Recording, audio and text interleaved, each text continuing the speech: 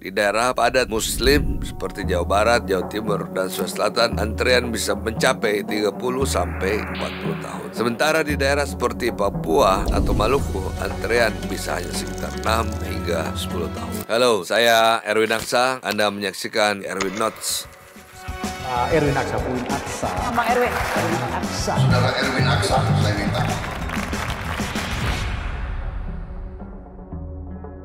Lamanya antrean haji reguler menjadi salah satu isu yang paling banyak disuarakan oleh masyarakat. Fakta itu saya dapatkan saat turun langsung mendengarkan aspirasi masyarakat di masa reses. Saya sebagai anggota Komisi 8 DPR RI. Kebijakan percepatan melalui Haji Plus pun bisa menjadi solusi yang akan saya kawal di komisi ini. Tentunya agar proses percepatan ini berlangsung adil dan transparan. Dalam Erwin Notes kali ini saya akan menjelaskan apa yang menyebabkan lamanya antrean haji reguler di Indonesia dan apa yang bisa saya catat untuk menjadi solusi bagi masyarakat. Yang pertama, tentunya karena terbatas kuota haji Indonesia, setiap negara mendapat kuota haji dari pemerintah Arab Saudi, yaitu 1/1000 penduduk. Indonesia dengan penduduk muslim terbesar di dunia mendapat sekitar 221.000 kuota per tahun, yang terdiri dari sekitar 203.000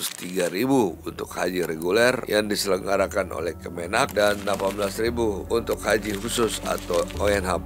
Namun, jumlah pendaftar di Indonesia jauh melebihi kuota tahunan sehingga terjadilah penumpukan antrean. Tingginya minat masyarakat untuk berhaji membuat banyak umat muslim di Indonesia mendaftar sejak usia muda. Setiap tahun ratusan ribu orang mendaftar haji, termasuk dari daerah yang sama. Akibatnya kuota cepat habis dan antrean semakin panjang.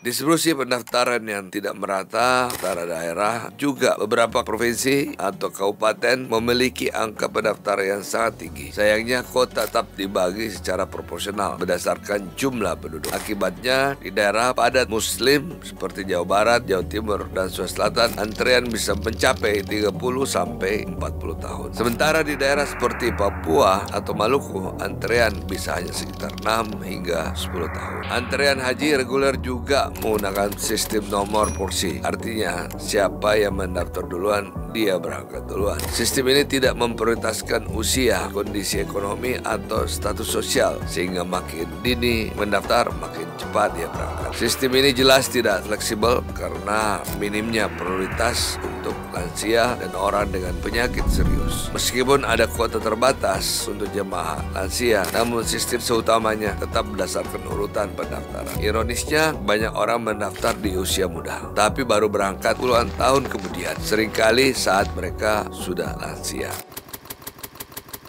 Tertundanya haji saat pandemi COVID-19 juga memberikan dampak besar. Selama tahun 2020 hingga 2021, pelaksanaan haji ditangguhkan atau dibatasi sangat ketat. Akibatnya, puluhan ribu jemaah tertunda keberangkatannya. Penumpukan ini jelas menambah panjang antrean pada tahun-tahun berikutnya. Sebagai bagian dari Komisi 8 DPR RI, saya melihat bahwa kebijakan percepatan melalui Haji Plus bisa menjadi solusi untuk mengatasi lamanya antrean haji reguler. Apalagi hal itu sudah diatur dalam Keputusan Menteri Agama Nomor 74 Tahun 2005 tentang petunjuk teknis pengisian kuota haji atau plus. Di dalamnya termasuk aturan percepatan keberangkatan pergantian calon jemaah, prioritas untuk lansia, penyandang disabilitas, dan mahram terpisah. Petunjuk teknis atau juknis dalam pengisian kuota haji khusus ini menjadi penting guna mengurangi antrean haji reguler. Selain akan memastikan kuota haji khusus terserap penuh setiap tahun, juknis ini akan mengurangi tekanan pada jalur reguler sehingga mempercepat laju antrean bagi masyarakat umum. Meskipun bukan solusi mutlak, namun penerapan juknis ini membawa struktur sistemik untuk mengurangi penumpukan antrean terutama di masa depan. Syaratnya, proses percepatan melalui Haji Plus ini harus berlangsung adil dan transparan. Saya Erwin Aksa, sampai jumpa di edisi Erwin Notes berikutnya. Assalamualaikum warahmatullahi wabarakatuh.